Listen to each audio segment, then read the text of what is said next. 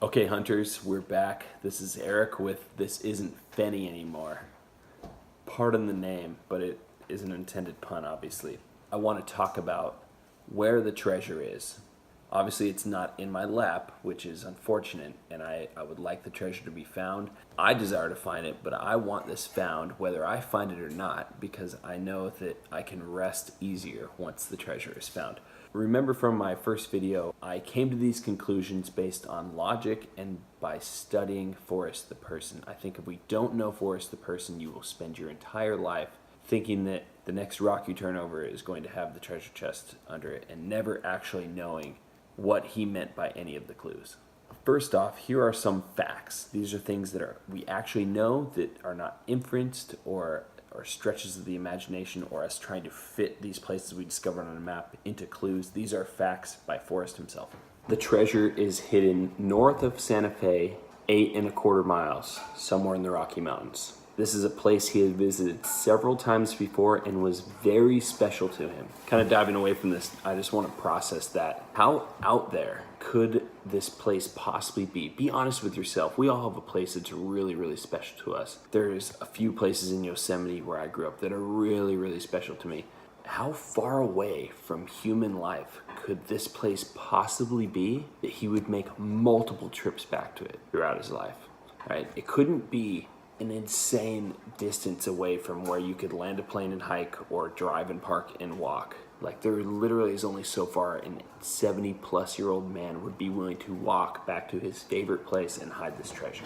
The treasure was hidden sometime between 2003 and 2010. Most people just assume that it was 2010, but I tend to believe that it was hidden earlier, and only later did he release the poem, assuming that no one could find this. It wasn't laying out in the open. He said himself that the poem was built by an architect, and every word has value. And just to reiterate that he spent 15 years constructing the poem, right? So if you spent 15 years creating something, you would make sure that you paid attention to every detail, and it was exactly how you wanted it to be. I definitely take him at his word when he says every word is placed exactly where it was supposed to be placed. And with those facts, these are some inferences that I have made from reading about him and studying the places that he mentions. It's within a reasonable distance of a place mentioned in the book. This is something that I can infer because of a place that was special to him. He would at least mention something near where that place was, right? As beautiful as Glacier National Park is, and I've been there a few times, he didn't mention it. So it wasn't a place that was really special to him. Not that he didn't go there and he didn't find it beautiful possibly, but he doesn't ever mention it. So I think we can rule out places that he never mentioned, this special place to him being in close proximity to it. And I'm not just talking about the book, I'm also talking about several interviews that he's done. Other than the drive that he made every summer from Texas to Yellowstone, there is virtually no mention ever of him caring or revering the state of Colorado. Just no mention of it. It's a beautiful place, but it just was not spiritually or emotionally or mentally significant to Forrest. So I made a list of all the places that he mentions in the book, and I localized them to see what places seem to come up more often. And I'll have you know that it's a very, assuming that the Rocky Mountains are gigantic from Santa Fe all the way up to the Canadian border, that's a lot of territory, but the places that he mentions within his book and within all his interviews are very localized regions. Here's what Forrest said himself: "No one else can think my thoughts, so I am myself only to me." This is on page 102 of Thrill of the Chase. No one else can think my thoughts. So he says that, yet he writes a cryptic poem, and he says, in order for us to find it, we have to decipher the 9 clues that were the thoughts of his mind. So we really have to know Forrest the person before we can ever become a geography expert and think that we're going to break down where this place is using a map, right? Although it is important to do so. With those inferences, these are my opinions. And again, I hold them as my opinions until I have the treasure chest in my lap. My opinions probably can't be held for that much, but I have studied him and his works, so I feel like my opinions, at least, are built on a foundation of actual merit and value. These are some things I wrote down. First off, I photocopied a map from the back of his book and I'm gonna put that right up here on the side, and I'll just leave it here while I'm talking for a minute. So I drew a circle, a roughly 100-mile perimeter near West Yellowstone that includes West Yellowstone, Yellowstone National Park, and the Gallatin National Forest, and the mountains up there.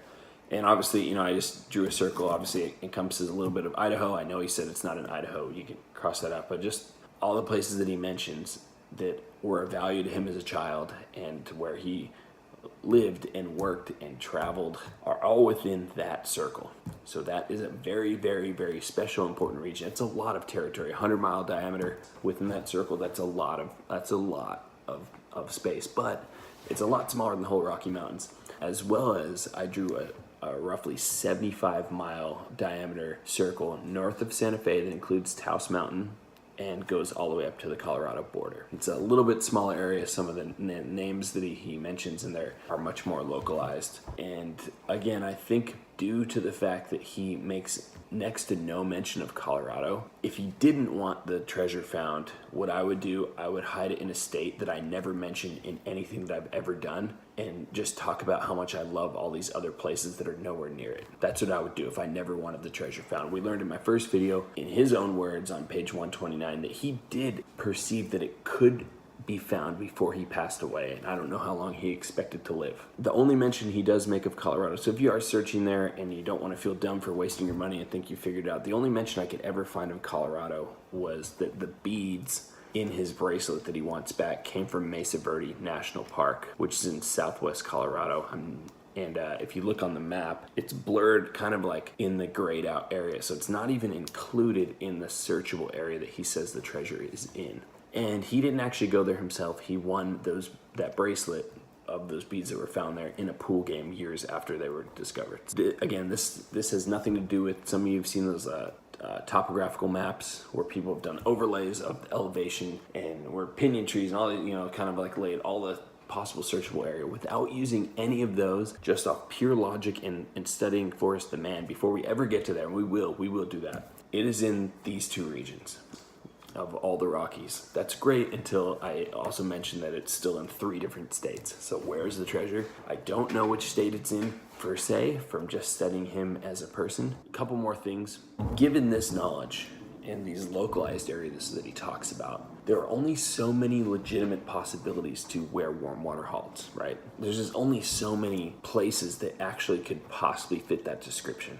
And if you think about that, if there's only so many places within these 2 circles that could possibly fit, it really localizes where the treasure could actually be. There's only probably about 50 or 60 places if we made some serious stretches that actually could qualify for where warm water halts.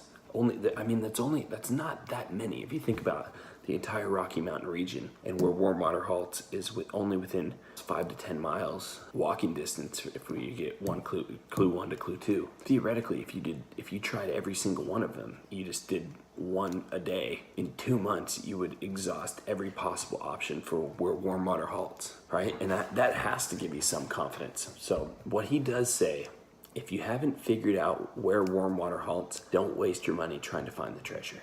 If you're a legitimate treasure seeker, I would zoom in on those 2 areas that I've localized on the map and print those out. So 2 maps, one for each area, one up in the Yellowstone region and one in the Taos Mountain region. And we will discuss all of the possibilities for where warm water halts next video. First, by breaking down every word in the sentence and what they mean. Remember, he cared about making sure that even though he says he uses stretches, he stretched some words, he really did care about being correct. He didn't want to be made a fool, and you don't get rich by being stupid, and that is something he was not.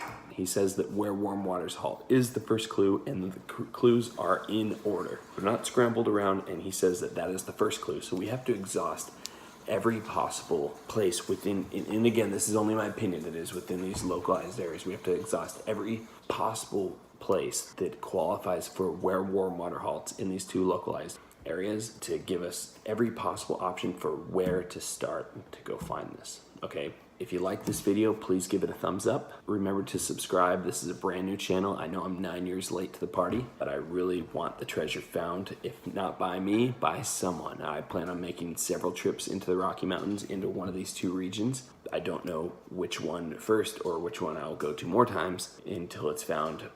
But that is something we will discuss further in future videos. So please leave some comments down below if there's some things you want me to talk about specifically. If you want me to just read the book to you, read page by page, I can do that.